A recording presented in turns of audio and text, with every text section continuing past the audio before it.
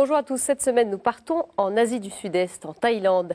Les chrétiens sont une petite minorité de moins de 1% de la population face à environ 93% de bouddhistes. Malgré tout, l'Église est très présente dans le domaine social, en particulier dans l'éducation. Plus de 300 écoles catholiques accueillent plus d'un demi-million d'élèves, à majorité bouddhistes et musulmans. Si la foi chrétienne peine à pénétrer la culture bouddhiste, elle est en revanche très vivante chez les minorités, comme chez les Karen, où l'évangile se répand de village en village. Comment expliquer ce phénomène alors que l'évangélisation chez les Thaïs est plus difficile? Nous irons dans cette émission à la rencontre des Karen à travers des reportages dans leur communauté. Et notre invité pour nous en parler est le Père Alain Bourderie. Père, bonjour. Bonjour Stéphanie. Merci de nous avoir rejoint le temps de cette émission. Alors les Karen, vous les connaissez bien, vous êtes prêtre aux missions étrangères de Paris. Vous avez passé 15 ans en Thaïlande. Immergé dans ces communautés, vous nous en parlerez. Aujourd'hui, vous êtes responsable des séminaristes ici à Paris, au MEP. Eh bien, on part tout de suite dans le nord-ouest de la Thaïlande, à la frontière avec la Birmanie. C'est là que vit le peuple Karen, en contact avec des prêtres missionnaires depuis 50 ans à peine. Et pourtant, des villages entiers se convertissent. C'est un phénomène étonnant. On va découvrir le quotidien de ces jeunes communautés avec cet extrait de reportage d'Emmanuel Pella. Sur les 250 000 Karen qui vivent en Thaïlande, plus du tiers sont devenus chrétiens. Du coup, dans certains villages, le dimanche, les églises sont pleines.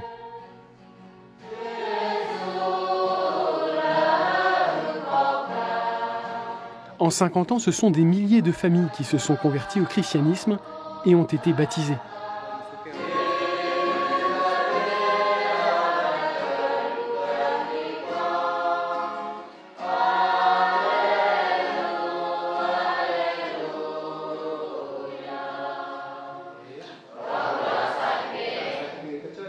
Dans les villages, la foi chrétienne représente une véritable transformation. Libérés de la peur des esprits et des sorts par le Christ, les Karen ont appris à ne plus se méfier les uns des autres et à vivre en frères. L'enjeu aujourd'hui, enraciner le christianisme dans la culture Karen, mais aussi les aider à entrer dans une relation plus personnelle avec Dieu.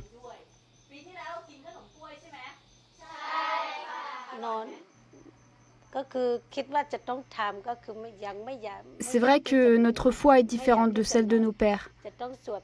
Ce qu'ils retiennent avant tout, c'est la libération des mauvais esprits. Nous, leurs enfants, nous avons une relation plus personnelle avec Dieu.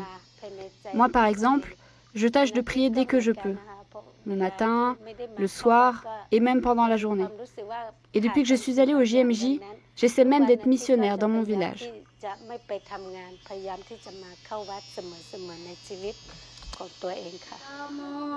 Aujourd'hui, pour la fête des mères, tous les enfants du village, chrétiens, mais aussi ceux des familles restées animistes, sont réunis dans l'école catholique.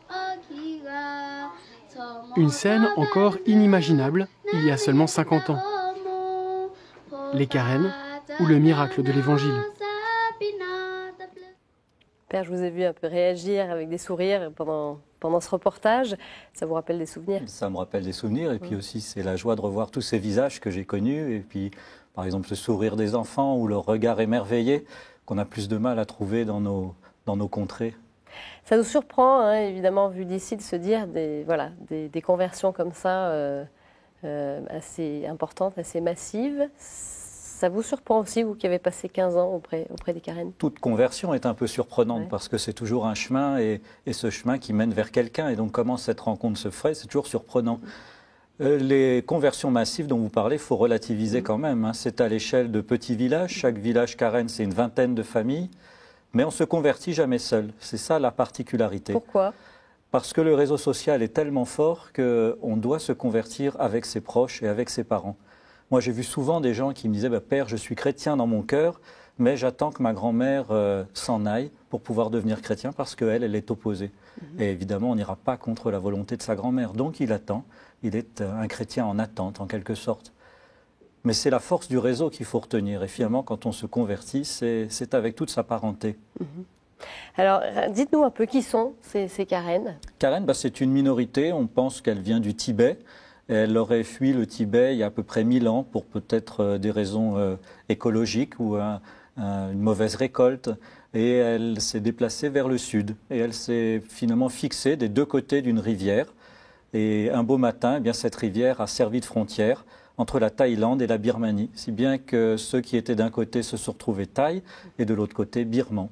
Ils sont 6 millions du côté birman, c'est-à-dire l'échelle d'un petit pays d'Europe, et 250 000 du côté thaïlandais. Essentiellement dans le nord-ouest de la Thaïlande. C'est ça, dans ces régions de montagne, puisque c'était un peuple de montagnards qui venait du Tibet, donc il a recherché les régions avec lesquelles il était familier, et donc les montagnes. On n'en trouve que dans cette partie-là de la Thaïlande. Des populations qui vivent des métiers de la terre. Oui, ce sont des paysans qui vivent de la forêt, de la terre, de la cueillette, de la chasse. Donc essentiellement des ruraux, comme on dirait chez nous. Quel est leur statut ? Ils sont thaïs à part entière, en fait. Alors là, ça y est, c'est les sujets qui brûlent. Là, oui. D'accord. Ils sont thaïs parce qu'ils sont nés en Thaïlande. Voilà. Donc ils ont une carte d'identité thaïlandaise. Je parle de ceux qui sont du côté thaïlandais. Et malheureusement, eh bien, ils ne sont pas forcément bien assimilés à la société thaï. Pourquoi ? Il y a une question de langue. Ils ont des langues différentes. Ils ont une langue différente, Ouais. ils ont leur propre langue, qui est le karen, mais ils ont aussi leur religion. Et ils sont animistes, et ils ne sont pas bouddhistes. Mais si bien que tout ça un peu les sépare de manière naturelle de la Thaïlande, qui est bouddhiste, qui ne vit pas dans les forêts. Et finalement, pour un Thaïlandais, un karen, c'est un peu un barbare, quoi, un homme des bois, et quelque chose de mystérieux et de pas très éduqué, pas très cultivé. Et finalement, il faut que ces deux mondes-là se rencontrent pour se découvrir et finalement voir que ils sont pas si hostiles les uns aux autres. Alors, les missionnaires, on l'entendait, ils sont arrivés il n'y a pas si longtemps, il y a une 50aine d'années. Pourquoi est-ce qu'ils sont allés se fixer dans cette région ? Alors c'est un tout petit peu plus compliqué que ça. Donc ils sont arrivés en Thaïlande il y a 350 ans, les missionnaires. Et dans la région Dans la région des plaines, c'est celle qui était accessible. Il n'y avait pas de route à l'époque, donc on circulait par les rivières. Et donc les rivières montent rarement sur les montagnes. Donc ils se sont installés dans les plaines, ces missionnaires. Et puis l'évangile s'est diffusé, et peu à peu ils ont gagné les plaines du nord. Et là ils ont commencé à trouver des ethnies montagnardes qui descendaient pour du commerce principalement dans les plaines. Et finalement ils se sont rapprochés de ces ethnies, ils les ont suivis dans leur village, et l'évangile a progressé de cette façon. Et si bien que dans la région où on a vu ce reportage, les missionnaires sont arrivés il y a une 50aine d'années. Voilà, c'est ça. Mais ailleurs, c'est beaucoup plus ancien. Mais je pensais à cette région en particulier. C'est l'accès qui a limité Oui, c'est l'accès. Les missionnaires arrivent. Les Karen sont très autonomes et vivaient dans leur village, finalement, assez ignorés du reste de la Thaïlande. C'est vraiment l'époque moderne qui les a découverts et fait en sorte qu'ils sortent un peu de leur isolement. Autrefois, personne ne s'intéressait à eux, comme eux-mêmes n'avaient pas la possibilité de s'intéresser à ce qui se passait ailleurs. Il y a combien de missionnaires actuellement en terre karen ? Dans le coin que vous avez vu, le reportage, il n'y en a qu'un seul pour le moment. D'accord. Mais bientôt, il y en aura toute une petite vague, puisque les missions étrangères de Paris viennent d'en nommer quelques-uns qui rejoindront bientôt le Père Nicolas. Comment ça se passe, le travail au quotidien, la mission de l'Église auprès d'eux ? C'est la mission d'un curé de campagne, en quelque sorte, en France. C'est assez comparable aujourd'hui au nombre de clochers. Moi, par exemple, quand j'étais là-bas, je veillais sur 37 villages. Mais l'autonomie des villages est bien plus grande que celle qu'on peut trouver en France. Chaque village était organisé, chaque communauté chrétienne, qui pouvait être variable en nombre. La plus petite, c'était 2 ou 3 familles, mais vous pouviez avoir des villages entièrement catholiques. Et c'est là où on trouve la différence avec la France, parce qu'un catholique, en Asie, c'est un pratiquant. Et donc vous pouviez avoir des églises absolument pleines, et ce paradoxe qui fait qu'on est envié par tous les curés de France, c'est-à-dire je pouvais avoir tout le village devant moi chaque dimanche. Rarement le cas en France. Ces communautés bien effectivement la vitalité là, dans cette messe. Oui, et puis la ferveur. La ferveur, on est attaché au Christ, et donc pour être cohérent, on fréquente l'église. Chaque dimanche, mais il n'y a pas la messe chaque dimanche. Il n'y a messe que quand le missionnaire passe. C'est quoi la fréquence ? Une fois par mois, dans le meilleur des cas, et une fois par an, dans le pire des cas. Mais chaque communauté se réunit chaque dimanche sous la responsabilité d'un chef qui est élu, et on lit la parole de Dieu, et quand il y a un catéchiste, il la commente. Et chaque communauté se réunit très fidèlement chaque dimanche pour essayer d'honorer le Seigneur ce jour-là. Dans ces villages où il y a eu des conversions, donc il y a une chapelle, une église, chacun de ces lieux ? Une chapelle dès qu'il y a 5 familles. Voilà. Dès qu'il y a 5 familles, on estime que la communauté est assez grande pour avoir son lieu bien identifié. Et alors à ce moment-là, les chrétiens rassemblent des matériaux, c'est au début du bambou. Et on construit une maison un tout petit peu améliorée par rapport à la moyenne, et c'est là qu'ils se réunissent. Moi, je me souviens d'un village où il y avait eu quelques familles à se convertir, et puis le temps de construire la chapelle était arrivé. Alors on a bâti une belle chapelle, on l'a bénie, non, en bambou, c'était très simple. Et à la fin de la bénédiction, il y a un villageois qui n'était pas chrétien qui vient me voir et qui me dit, vous savez, Père, on a réfléchi, tout le village devient chrétien. Et moi, je venais de construire une chapelle pour 5 familles, donc il fallait tout refaire. Ah oui, c'est ça. Il fallait l'agrandir un peu, mais oui, complètement, la refaire complètement. Bon, mais c'était quand même la joie, évidemment. Ça en valait la peine. Oui, bien sûr. Oui.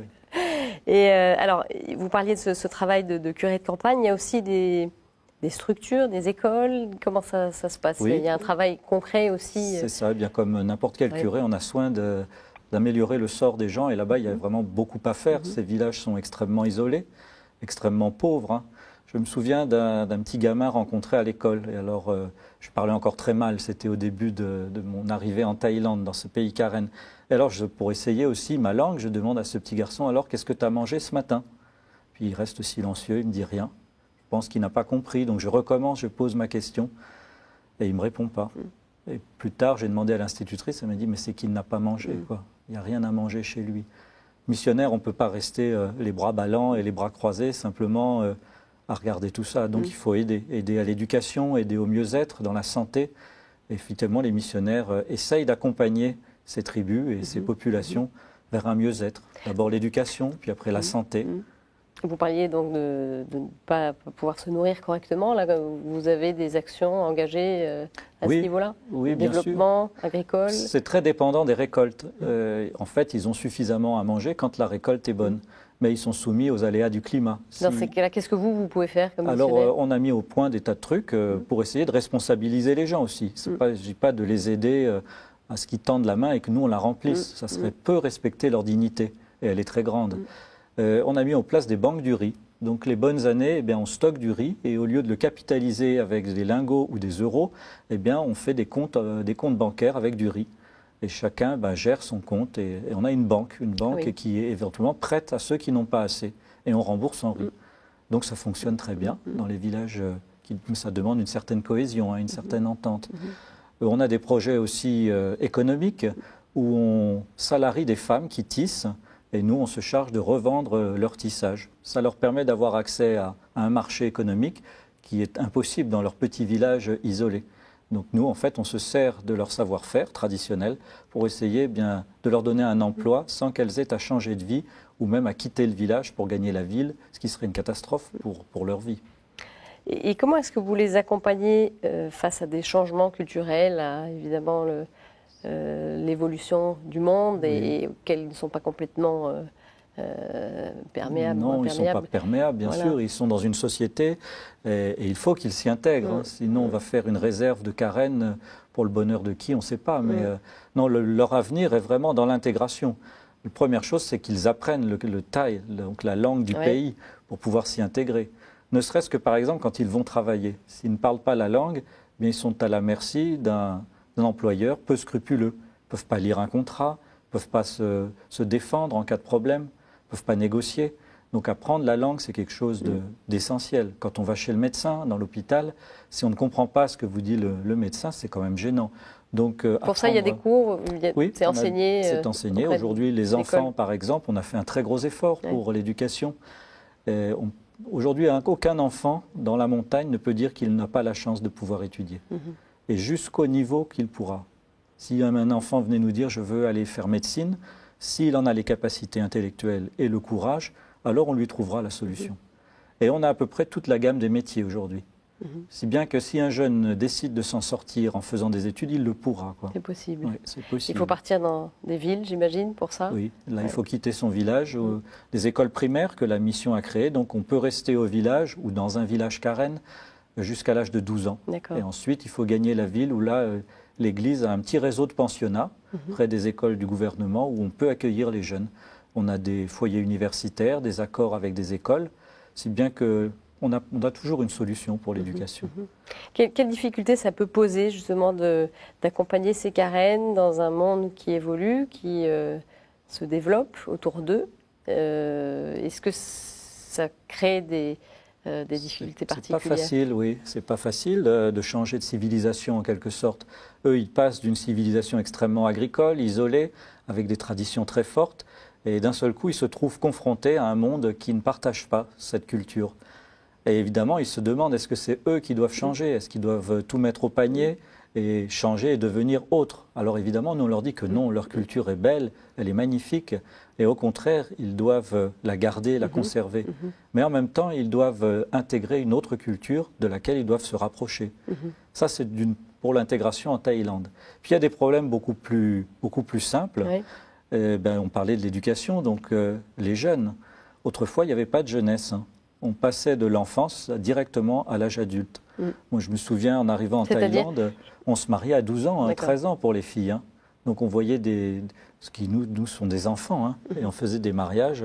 La jeune fille avait 13, 14 ans et le fiancé, guère plus. Évidemment, tout ça change avec l'éducation. Et les jeunes se marient beaucoup plus tard. Et on voit arriver l'adolescence. Et les parents Karen, ça, ne connaissent pas du tout. Ils disent, c'est quoi cette affaire? On ne comprend plus nos jeunes.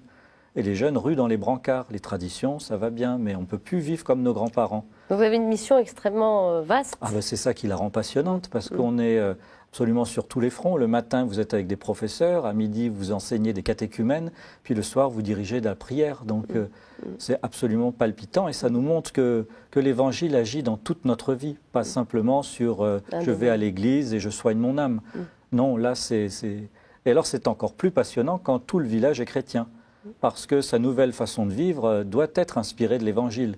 Et ça oblige à une nouvelle communion. Et des changements chez les gens, justement, cette nouvelle façon de vivre. Comment est-ce que ça transparaît chez les Karen qui sont des nouveaux baptisés, par exemple? En quoi ça change leur manière d'être et de vivre? Moi, je me souviens d'un exemple qui sera peut-être le plus marquant. Chez les Karen, il y a des traditions très fortes, même pour punir les gens. Dans un des villages qui était animiste, une famille a été bannie du village après une faute très grave, donc exclue du village avec des enfants. Donc ils doivent aller vivre dans la forêt sans contact avec aucun village. Donc cette famille était complètement isolée, plus personne ne pouvait la fréquenter et ils n'avaient aucune chance de pouvoir rentrer dans un village. Donc ils vivaient de la chasse, de la pêche, d'un peu de cueillette. Ils survivaient très bien parce que la nature est généreuse, mais les enfants ne pouvaient plus aller à l'école et plus être sociabilisés. Et un des villages catholiques s'est un peu ému de cette situation. Et après un vote un peu solennel dans l'église, ils ont décidé d'adopter cette famille et de la réintégrer dans le village. Alors que c'était un gros risque parce qu'on connaissait leur passé. Voilà une nouvelle façon d'être chrétien et puis de le montrer et d'être cohérent avec sa foi. Et ça, ce n'est pas le missionnaire qui est allé dire, voyez, si vous étiez gentil, vous prendriez cette famille. Oui, ils l'ont fait non, de même. C'est de même, oui. Donc c'est une grande joie aussi pour le missionnaire de voir que l'Évangile pénètre en profondeur, même les façons de penser. Alors voilà, cette mission très, très riche, très vaste du missionnaire. Eh bien, justement, on va écouter le témoignage d'un prêtre que vous connaissez bien, Père. Il s'agit du Père Nicolas Lefébure. Il a été envoyé en 2005 en Thaïlande comme missionnaire à vie. Aujourd'hui, auprès de la tribu Karen, eh bien, il parcourt des villages alors que les routes sont peu nombreuses. Aujourd'hui, le Père Lefébure se rend dans le village le plus reculé de son secteur. Une véritable expédition, 3 heures de jeep sur des sentiers chaotiques, suivie de 4 heures de marche au milieu de la forêt tropicale. Et à l'arrivée, la joie de retrouver l'une de ses communautés.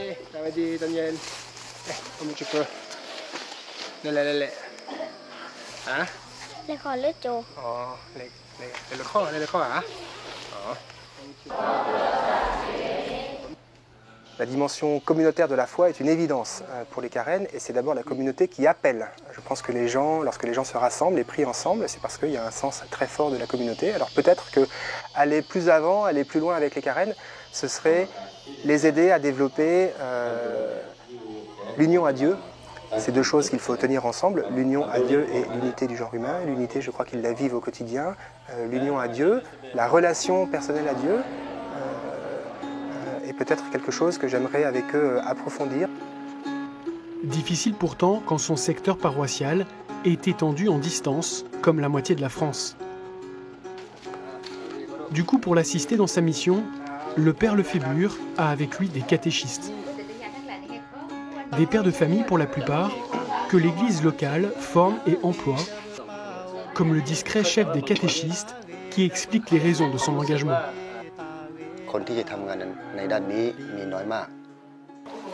Il dit les missionnaires sont peu nombreux, les ouvriers sont peu nombreux, il y a peu de prêtres disponibles pour aller dans la montagne. Ceux qui sont là ont aussi charge d'école, charge de pensionnat, visiter tous les sommets, tous les villages. Alors lui, dans la zone qui lui est impartie, il collabore à la mission de l'Église. Une mission aux frontières de l'Église que celle de ce jeune prêtre, dédié à un peuple vivant à 10 000 km de chez lui. Je fais mon sac, je défais mon sac et je refais mon sac. Je fais mon sac plusieurs fois par semaine. J'ai un ministère itinérant qui fait que je suis jamais plus de 2 jours de suite au même endroit. Bien sûr que j'aime mes carènes. Je crois qu'il y a une grâce qui m'est donnée, j'y suis et dans une grande facilité, une grande tranquillité de cœur et d'esprit.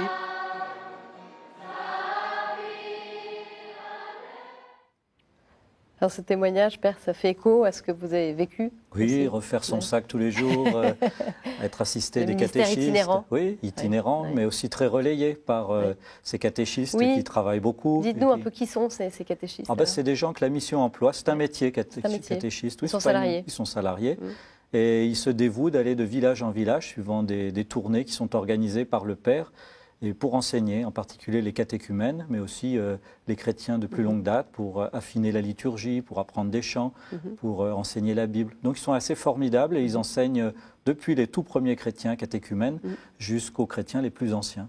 Et ils ont un statut assez important. Oui. Ils sont nombreux à souhaiter devenir catéchistes? Oui, il y en a toujours un petit nombre, parce qu'en Thaïlande, la religion est quelque chose de très valorisé. La religion est quelque chose d'important. On a même un statut, vous savez, en Thaïlande, les prêtres. On a une réduction même sur les transports en commun, par exemple. En France, c'est plus difficile. Peut-être que ça viendra un jour. Alors, on a compris en tout cas que l'enjeu, c'était d'enraciner la foi des Karen, que ça s'enracine dans leur culture locale. Ça passe par quoi, ça, cet enracinement? La culture nous aide beaucoup, parce qu'ils avaient déjà des attentes, comme on dit, de ce christianisme. Donc, en fait, le christianisme parfait un peu leur culture. Un Karen n'a pas à changer de culture pour devenir chrétien. Ce qu'il ne serait dit tout à fait différent avec le bouddhisme. Si un Karen devient bouddhiste, eh bien, il doit changer beaucoup de choses. C'est moins compatible. Tandis qu'avec le christianisme, on passe très naturellement de l'un à l'autre et finalement, leur culture n'est pas rejetée, mais au contraire accomplie. Et pourquoi est-ce qu'ils sont assez ouverts à cette évangélisation, alors que chez les Thaïs, dans le reste du pays, ce n'est pas aussi évident? Alors les Karen étant animistes, ils croient en un Dieu qui a créé le monde, mais on ne le connaît pas. Qui il est, on ne sait pas. Alors nous, on leur explique, on vient avec des grands posters dans leur village. Quand ils nous appellent, on répond toujours à leur appel, on ne s'impose jamais. Et on leur explique bien que voilà, ce Dieu, effectivement, on ne le connaît pas. Mais un jour, Dieu a envoyé son Fils sur la terre, qui s'appelle Jésus. Et Jésus nous a appris qui était le Père. Et il nous a appris que Dieu nous aimait comme un Père. Et finalement, ce Dieu que vous ne connaissiez pas, Jésus vient nous révéler, nous dire qui il est. Alors ils adhèrent, parce qu'effectivement, ce qu'ils attendaient d'être révélés, les chrétiens le leur apprend. Plus compliqué dans un contexte bouddhiste dans le reste du pays. Plus compliqué, puisque vous savez que la foi bouddhiste ne se prononce pas sur un Dieu créateur, sur une création qui viendrait de Dieu et un salut encore moins. Donc plus difficile, effectivement.